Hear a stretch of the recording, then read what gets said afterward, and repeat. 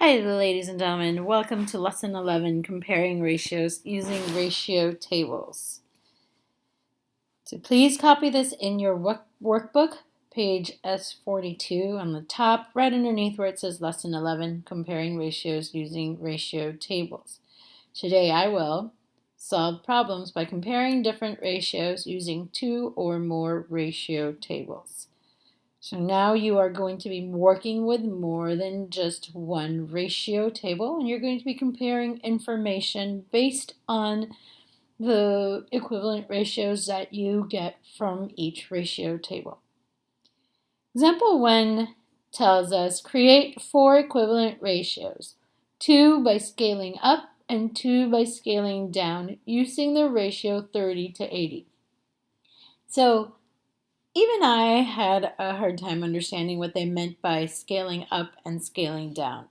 Basically, when an example of scaling up would be 60 to 160 or 210 to 560.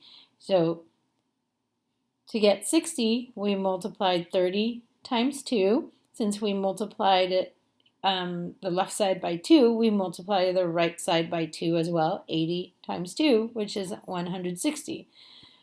30 times 7 would give me 210, and 80 times 7 would be 560, that making 210 to 560 an equivalent ratio as well to 30 to 80. So that's scaling up. So I am looking for numbers that are higher than 30 and 80. Examples of scaling down would be 3 to 8 or 6 to 16. Now, instead of multiplying, I'm actually dividing this time. So divide 30 by 10, we get 3.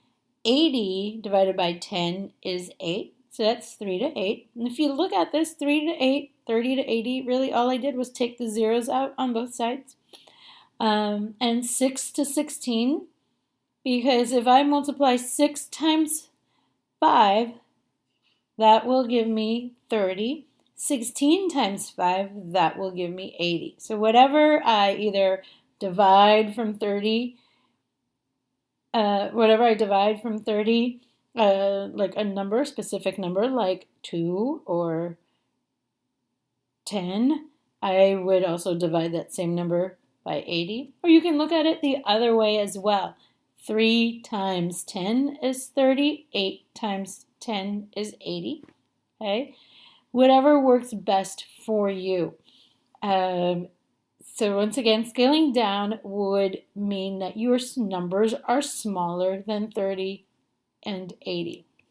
Pause this video to come up with your own examples. Remember, you are being asked to give 4 equivalent ratios. Another example, a continuation of example 1 on page S42 now tells us write a ratio to describe the relationship shown in the table.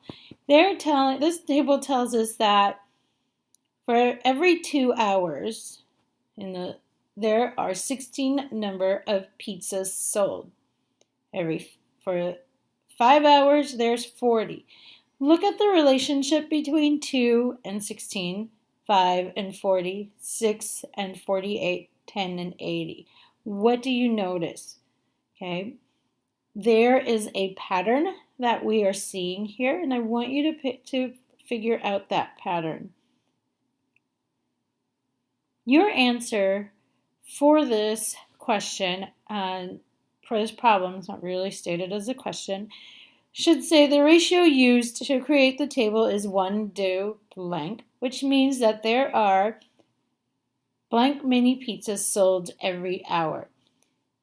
Now, all you have to do, okay, I think the easiest way is look at those 2 hours. What do I need to do to simplify 2 to 16 to get my pair of numbers that shows me how many pizzas are sold for every 1 hour. Okay. Pause this video to answer that question. Click happy again. All right, now moving on to exercise 1, which is on page S42 and continues on to S43. Exercise 1 shows us 3 tables, and it tells us the following tables show how many words each person can text in a given amount of time. Compare the rates of texting for each person using the ratio table.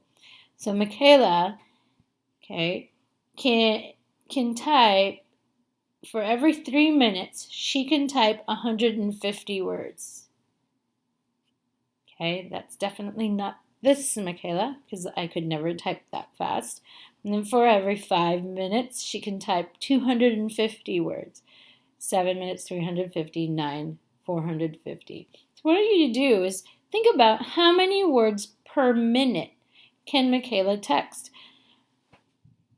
Now, we are given that in 3 minutes, Michaela can text 150 words. So I'm going to divide this 150 divided by 3. Oops. And that gives me 50. So that tells me for every minute, Michaela can type 50 words. So Michaela can type 50 words per minute. Now let's move on to Jenna. Jenna can text for every 2 minutes she can text 90 words. So what is 90 divided by 2? So remember, you were trying to break up the words and see how many words Jenna can type per minute. So 90 divided by 2, look for your answer, okay, and see how many words Jenna can type. So Jenna can type blank words per minute. Do the same thing for Maria. They tell you that for every 3 minutes, Maria can type 120 words. So what is that? And write down how many words Maria can type per minute.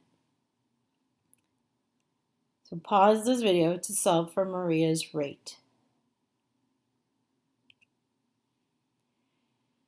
On S43, they tell us to complete the table so that it shows Max, who has a texting rate of 55 words per minute. Okay, so we want to know, so if Max can type, for every minute, he can type 55 words, how many words can he type for 2 minutes? Okay, and then go on to 3 and 4 minutes. So pause this video to complete this table.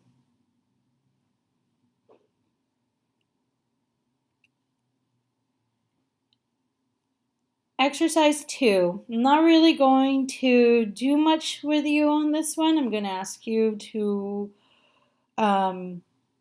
solve this on your own, and actually with a partner. But I want you to just finish watching this video before you completely finish the work, because I want you to hear what my instructions are in the end. So, making juice, comparing juice to water. Letter A tells us the tables below show the comparison of the amount of water to the amount of juice concentrate, and they call that JC, in grape juice, made by 3 different people, whose juice has the greatest water to juice concentrate ratio, and whose juice would taste strongest. Be sure to justify your answer. Now, then it says here, put the juices in order from the juice containing the most water to the juice containing the least water. What you are going to do is look at this information in here. Laurito's juice tells us Laurito, now I'm not sure if that's a he or a she, has 12 cups of water for every 4 cups of concentrate. I'm actually not sure if this is cups. Doesn't tell us, but the ratio is 12 to 4. Okay, so that gives them 16 whatever unit they're using of water. 15 to 5, 21 to 7, 45 to 15. Look for the pattern. How many times is this juice concentrate compared to the water. So juice concentrate times what will give you this amount. Then you'll do the same for Franca. Franca has 10 units of water for every 2 units of juice concentrate. This times what will give you the 10 units of water. And you go down the table as well. And the same for Milton's juice. Whoever has the highest number that you are multiplying here to get from juice concentrate to water, that would mean that that person has the greatest water to juice concentrate ratio. Okay, and the less water you have, the stronger your juice will taste, right? So I'm sure you've had either juice concentrate or some kind of powder that you've mixed into water, where the less water you use, the stronger the flavor, and then the more water you use, the more diluted it's going to taste, right? Because it's going to taste more like water than the juice. So write down your juices in order of the juice containing the most water to the juice containing the least water. So from the blender tasting juice down to the stronger tasting, and that's based on the patterns that you see in each table. Trying to be vague when I'm explaining this, because I want you to try to figure out the patterns on your own. Or actually you can also work with a friend. So now here's our lesson summary. Ratio tables can be used to compare 2 ratios. So look for equal amounts in a row or column to compare the second amount associated with it. Once again, look at these 2 numbers, right? 3 to 7. 3 times what gives me 6? 7 times what gives me 14? I'm sure you'll see that there's a pattern here. 6 times what equals 12? 14 times what equals 28? Or is it 3 times what gives you 12? 7 times what gives you 28? You will see that pattern between this, and you'll see the pattern between these 2 numbers as well. Values of tables can also be extended in order to get comparable amounts, meaning you can continue this table on. It doesn't necessarily just end here. Like this table on the left doesn't end at 30 and 70. It can continue on, and that's going to be just another way that you can compare your ratios. Another way you can compare your ratios is to get the values of the ratios as fractions. Remember how we have the left number to the right number, and the left number is on top. The number down below is your denominator, numerator, denominator. What does their value look like? Use that to compare. Now, when ratios are given in words, create a table of equivalent ratios to help you in comparing the ratios. So let's say they give you a ratio of 12 to 35 compared to 8 to 20.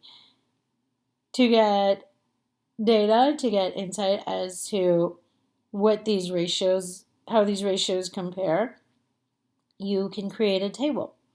Here's 12 to 35. 12 is on top, 35 in the bottom. And then you continue this pattern on, times 2, times 3, times 2, times 3, and so forth. Okay? This lesson, as I told a lot of you yesterday, lesson 10 is relatively easy. So now you're going to find a partner to work with and complete exercise 2. When you are done and feel ready, get an exit ticket from me, or actually it should be on the shelf, right? Our exit tickets are on the shelf on my desk. Just grab an exit ticket. Your homework is to finish exercise 2. Actually, your homework, ladies and gentlemen, is to finish any work from lesson 7 to 11. That needs to be done. We're going to have a test soon. I want you to be ready. So lesson 7 to 11 needs to be done. If you have any questions, write your name on the board. Not really sure why people are having such a hard time with that. Write your name on the board. I'll help you in the order that your name is written.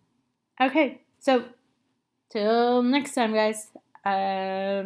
See you soon.